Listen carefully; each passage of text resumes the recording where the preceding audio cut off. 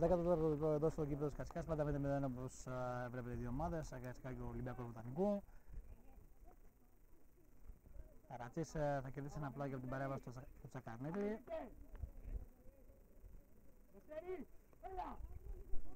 Με τον Μίτσελ να είναι εκτελεστής για τον Βαγγελή. Λεπίδης.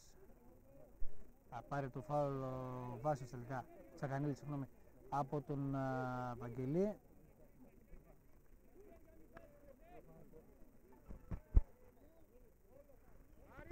Ένα φάουλ που θα εκτελέσει ο Νάτσικας.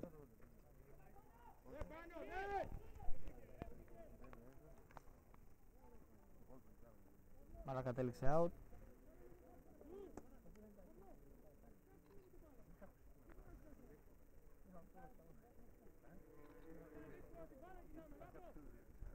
Τσαξίρας έτοιμος να εκτελέσει το out για την Κατσικά.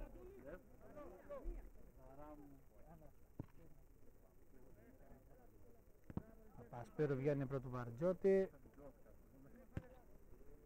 Καρατσής, Βαγγελής. Κοντά την ο Βάσιος, πάντα Βαγγελής, το τάκλινε από το Βάσιο με το πλάγιο για την Κατσικά.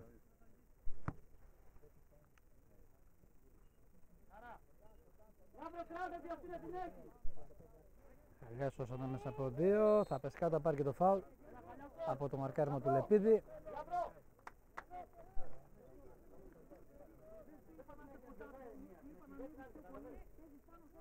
Θα φάουλ τον Βασίλη τον Βαρτζότη να είναι πάνω στην μπάλα.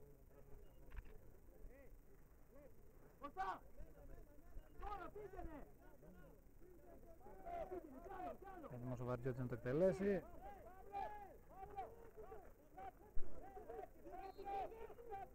Βαρτζότης εκτελεί. Δοκάρι, μεγάλη ευκαιρία για την ομάδα της Κατσικάς να ανοίξει το σκορ. Ήταν εκτέλεση φάουλ του Βαρτζότη. Ο Μίτσης είναι αυτός που έχει το δοκάρι. Πετάχτηκε εκεί, έκανε την κεφαλιά στο 16ο λεπτό. Μπάλα βρήκε το οριζόντιο δοκάρι και έφυγε out.